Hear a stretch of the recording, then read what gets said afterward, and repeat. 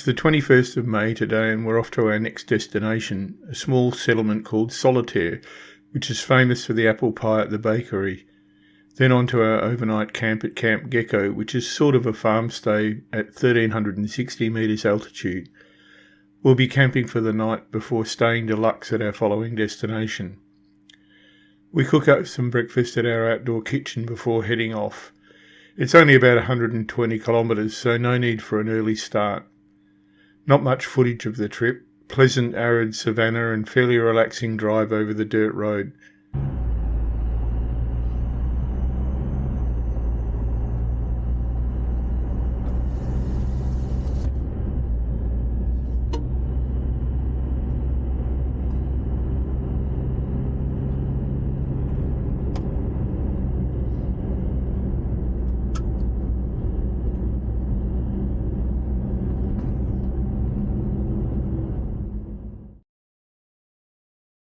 Spotted a couple of jackals on the way.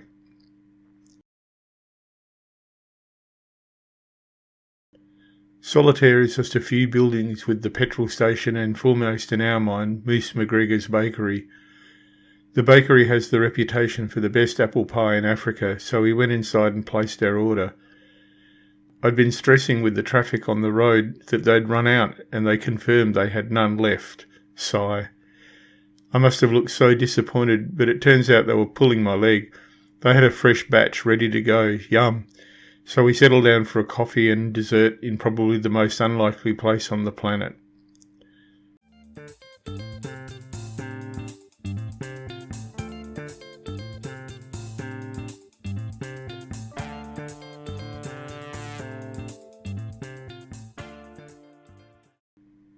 After an hour or so, we departed to go to the campsite.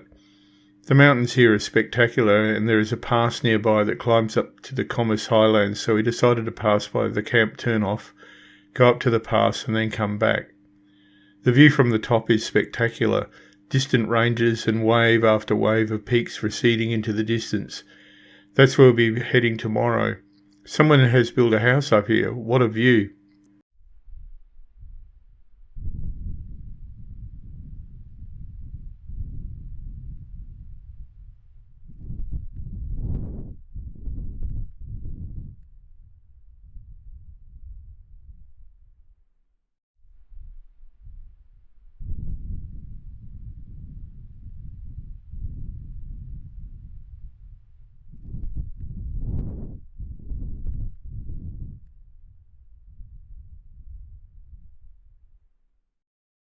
At the top we find the inevitable tourists, the cheeky babe taking pictures on her phone, and the guy with the half-decent camera but no idea how to use it.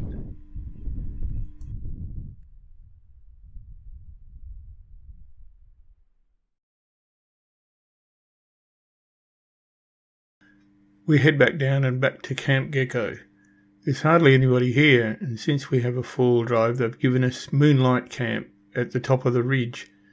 It's at the end of the dirt track from the farmhouse, and the site is about 1,360 metres in altitude. We set up and plonk ourselves down in the shade. It's quite warm, and the Namibian sun has quite a bite to it. The view is not half bad.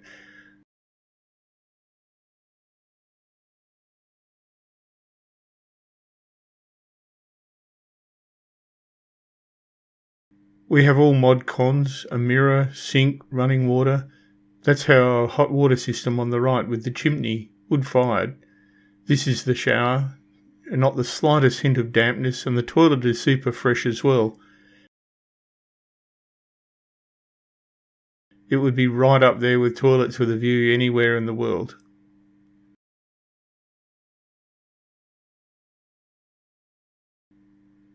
When it cools down a bit, we decide to go for a wander up to the Lappa to find out what a Lappa is. It's a bar and it's closed.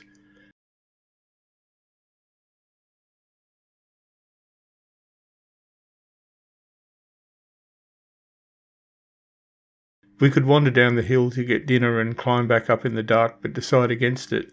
So I cook up some dinner as another one of those Namibian sunsets fires up.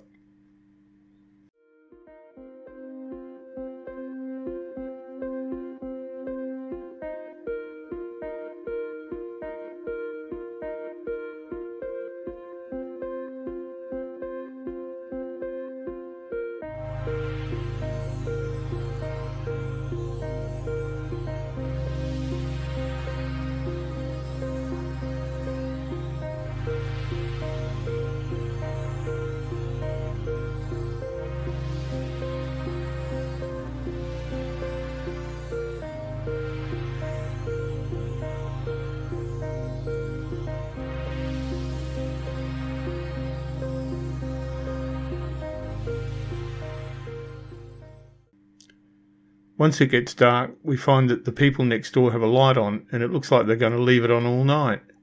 They're about 20 kilometres away, so we decide to just let it go. It's a new moon, so it's beautifully dark and still. The clouds of Magellan can be seen with the unaided eye, as well as the great emu in the Milky Way.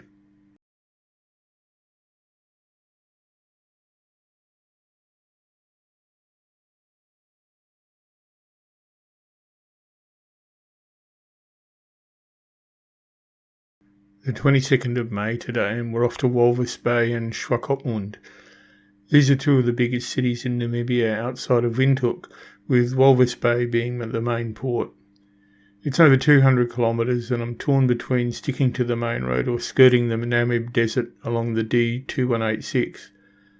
I opt for the main road as the scenery is supposed to be good. You can see on the map that we'll be crossing a wide plain, which is still the Namib Desert, and that the sea of dunes we saw at Sesriem ends southeast of the road. We take one last look at the view from the dunny and head off back to Solitaire for breakfast. The food and coffee was so good it deserved a repeat performance.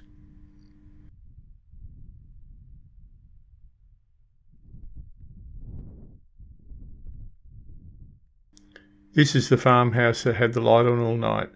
Apart from that, this would be a great place for astrophotography. There is quite a bit of accommodation in the area if you didn't feel like camping. As we're packing up, I noticed that we had critters in the night. What exactly, I don't know. Speaking of packing up, this is our setup in the back of the Lolux.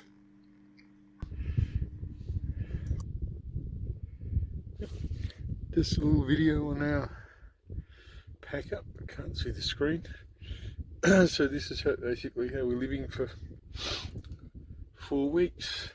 It's our fridge, 2 cases with all our clothes and everything, some kitchen stuff there, boots that we're not wearing, a bray in the corner, toolbox at the top, the compressor up there, food box there, the box with the silver lid back there is all the kitchen utensils and everything, our chairs, our bedding, and the table up there clipped in, and gas bottles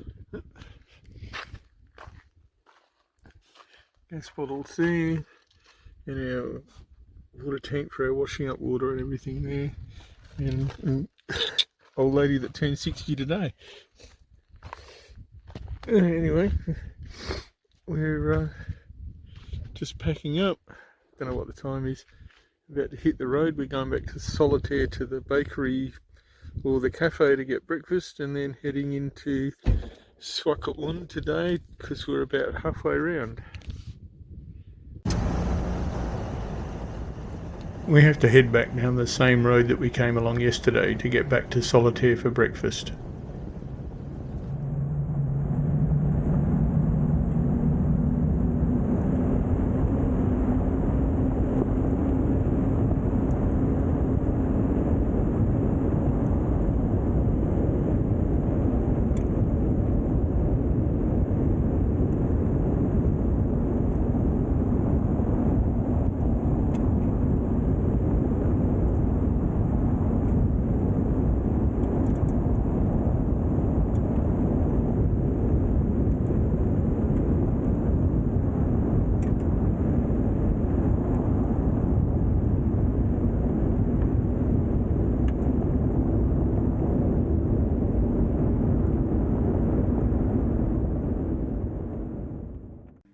A bacon and egg roll at the bakery plus morning coffee.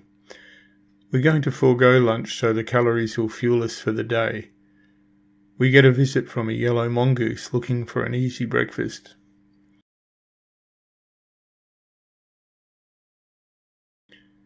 A bit further up the road we cross the Tropic of Capricorn. We're now back in the tropics. I've done this crossing on 2 continents now. This is one stretch that I'm sorry about our camera limitations from Uganda. It turned out to be spectacular, but the road was often narrow and winding and you couldn't stop and turn around safely to go and get photos. I should have splashed out on a GoPro in Windhoek and I didn't. There were river crossings. I think this one is the Queeseb, and we passed through some of the most hilly country I've ever seen. I really regret not being able to get more pictures. Eventually we emerged onto the flat mid-Namib Desert for the long straight drive to Walvis Bay. This is a salt road. It's technically unpaved, but it's as hard as concrete, and our speed limit box was happy if we did 100 kilometres an hour on it. The first thing we noticed approaching Walvis Bay was the wall of fog. As we got closer to the coast, it enveloped us. You can see here it hides the top of the container cranes. This turns out to be pretty much a daily occurrence due to the cold Benguela current offshore. Walvis Bay and Swakopmund are at about the latitude of Exmouth, but warm and sunny they are not. The second thing we noticed was the large pink seagulls everywhere. They're apparently called flamingos, and they're everywhere on the flats in front of the town.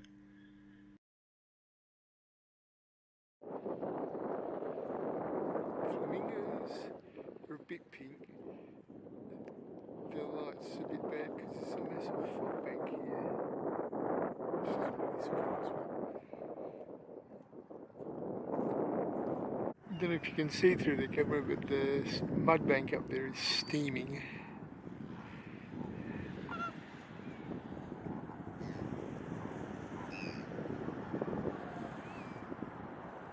Quite a lot of flamingos. We then did the short trip up the coast to Swakopmund and booked into our guest house. The town centre reminded me of Geraldton. Our accommodation was in the outer suburbs, and we were just going to get a taxi back into town to have dinner, but the guest house manager, a Namibian that had grown up in Mandurah, just south of us, said there was a restaurant on the seafront within walking distance. We strolled down through the fog to the unexpectedly modern shopping centre where the restaurant was. Did I mention it was foggy? Cold too.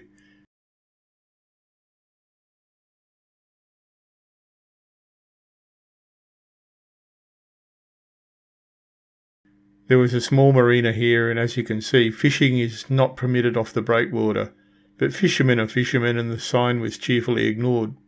Maybe it's not on the inside of the breakwater, I don't know. Anyway, time for a birthday dinner and then a walk back to our digs through the fog. Did I mention it was foggy? Tomorrow we have the day in Swakopmund, and we've booked a four-wheel drive tour looking for small wildlife in the Namib Desert, which is maybe 15 minutes drive away. See you then.